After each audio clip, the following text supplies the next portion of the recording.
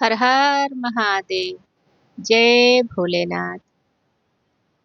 क्या आपने कभी ऐसा महसूस किया है कि कुछ होने वाला है और फिर वो चीज सच में हो जाए?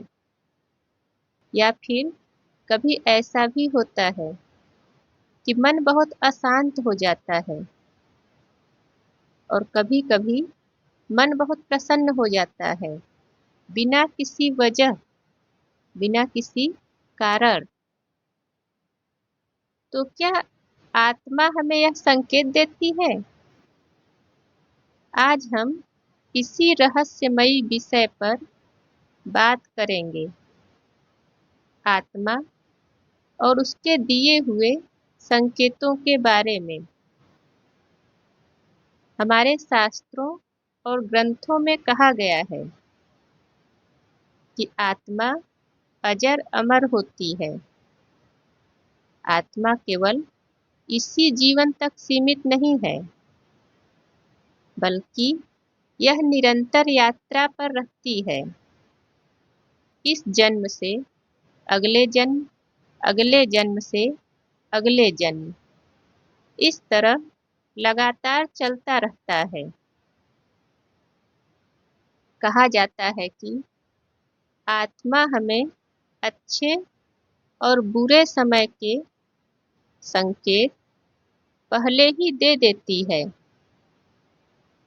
लेकिन हमें उन्हें समझने की शक्ति को विकसित करनी होती है।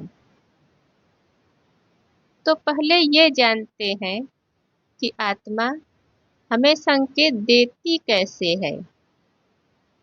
तो अपनी आत्मा के संकेतों को कुछ इस तरह से समझ सकते हैं, जैसे मन की शांति या बेचैनी। कभी कभी बिना किसी कारण हमारा मन अचानक अशांत हो जाता है। कुछ समझ में नहीं आता कि ये बेचैनी या घबराहट क्यों हो रहा है। कभी कभी ऐसा भी होता है कि मन बहुत प्रसन्न हो जाता है, जबकि उसके पीछे कोई कारण या कोई वजह नहीं होता। इस तरह के अनुभव आत्मा के संकेत हो सकते हैं कि कुछ अच्छा या कुछ बुरा होने वाला है। या फिर आप इसको ऐसे भी समझ सकते हैं कि जब आप सही रास्ते पर होते हैं तो मन शांत रहता है, जबकि गलत फैसलों के बाद बेचैनी और अशांति महसूस होती है। दूसरा संकेत कुछ इस तरह का हो सकता है, जैसे सपनों के माध्यम से।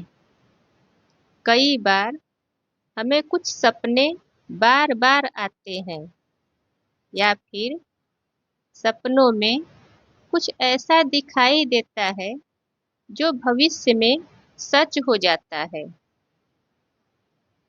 तो क्या यह एक संयोग हो सकता है, या फिर आत्मा हमें अपने हिसाब से आगाह कर रही होती है?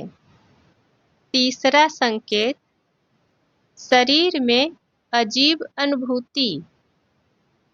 आपने कभी गौर किया होगा कि जब कोई बड़ा बदलाव होने वाला रहता है तो हमारे शरीर में कंपन, सिहरन या ठंडा गर्म जैसा कुछ महसूस होता है।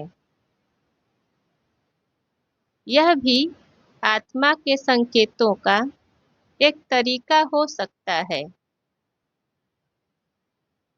या फिर जब कोई गलत काम करने वाले होते हैं तो दिल की धड़कनें तेज हो जाती हैं और शरीर में अजीब सी हलचल हो सकती है।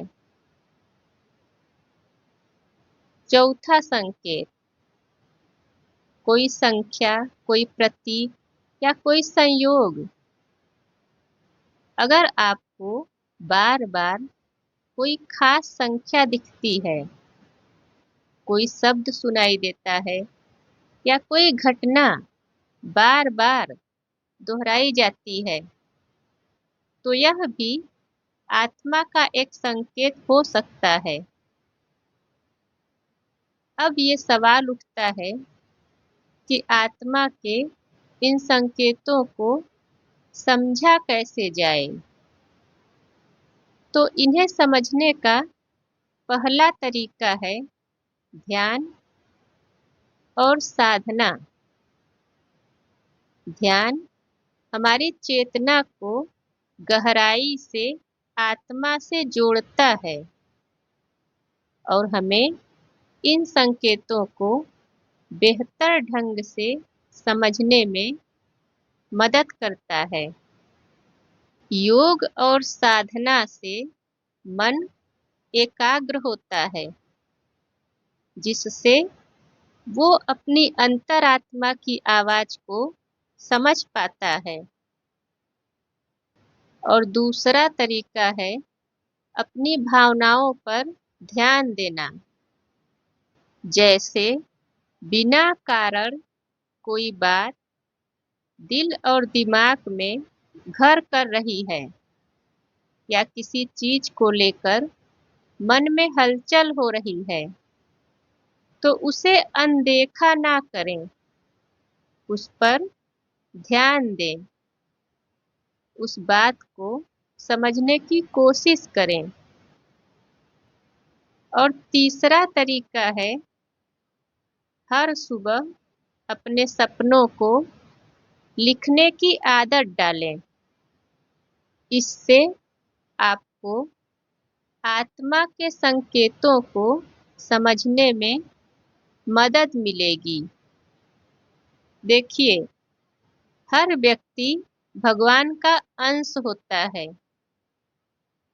ये जो आत्मा है वो भगवान का अंश ही है। तो इसलिए भगवान अपने भक्तों को कुछ संकेत देते हैं।